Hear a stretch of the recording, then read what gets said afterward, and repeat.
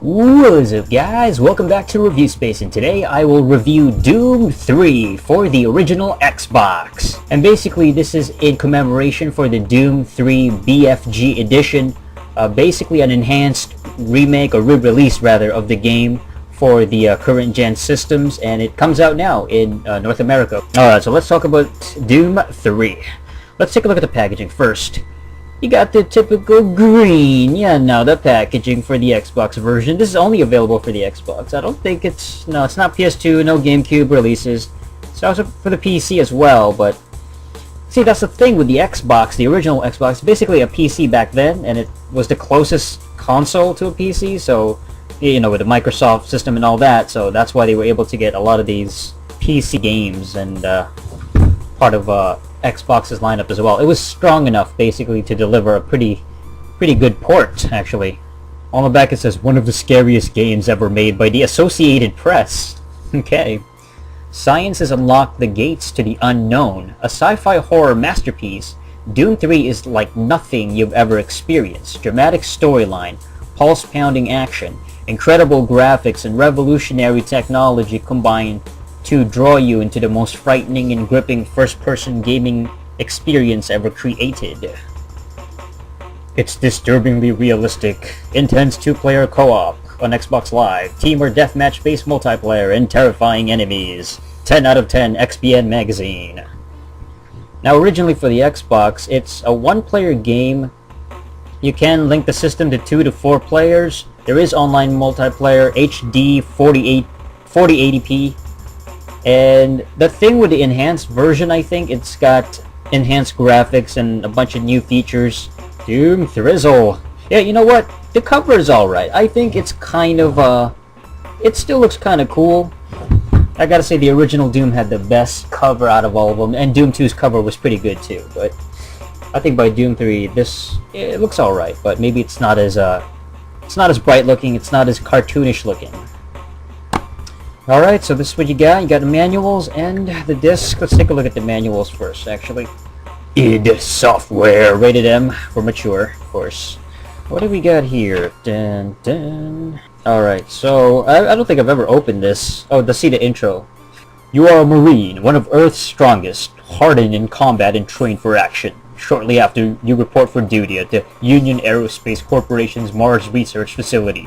A massive demonic invasion overwhelms the base, leaving chaos, horror, and uncertainty in its wake. As one of only a few survivors, you must use overwhelming firepower and all of your combat skill to battle through the demon hordes, find out what went wrong, and prevent the evil from spreading. Only you stand between hell and earth. That's right, it's some sort of weird dimension thing, where these demons basically break through and start attacking you when you're inside this facility. So one of the cool things about the game is that I like how the way they set it up.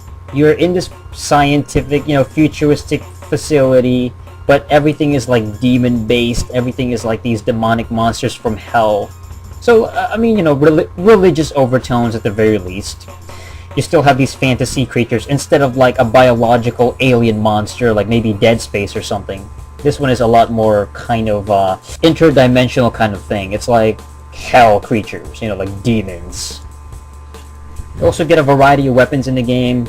You have a pistol, shotgun, machine gun, and it's almost like a survival horror as well. It pretty much is, where you basically have to conserve your weapons, and instead of just like running in, gunning in, like attacking every enemy, you basically have to save your ammo instead of blasting away at everything in sight. You have to basically be more conservative. As far as fists, there's nothing like little hand-to-hand combat. Yeah, and then you got a flashlight. The thing with the flashlight is you can't use it simultaneously with a gun. You have to press a button to use the flashlight, so it's kind of like a little bit tedious where you're using the flashlight, so you have to see in order to see inside the dark areas, but so you're defenseless basically in that moment. You have to press the button again to whip out a weapon. It's kind of dumb where why can't you carry your flashlight and gun at the same time? It's kind of dumb that way, but I guess they try to make it more, I don't know, scary or whatever, kind of make you feel a little bit more stressed out, a little bit more paranoid, like, ugh, I Oh man, I feel almost claustrophobic in this environment where, you know, try to make it a little bit harder, I guess. As far as the game, I mean, once you die and you get killed by enemies, you can restart at the beginning of the stage right here. And there's no limit to the lives you have, but you do have to keep restarting again. You basically have to master these stages. They're very linear, the stage designs, and as far as, it's a very old school feeling game. It's basically a corridor shooter, where these enemies pop up from the same exact places, they do the same exact same things, and you basically have to kill them the exact same way every time. Doom 3, originally developed by id Software. And that should be it. There's a lot of credits here. That should be it for the... Oh! You even have some Doom merchandise here. So we have t-shirt, Wolfenstein Platinum Edition, and id Software games. Oh, the first Doom Collector's Edition. Alright, so that's the instruction manuals, and this is the game disc. Activision, wait a minute. Activision had publishing distribution rights? Oh snap. Right, and for anybody wondering, yeah, this game came out in 2004, so this is a really good game. I think the graphics are on point, very good graphics, particularly for the Xbox.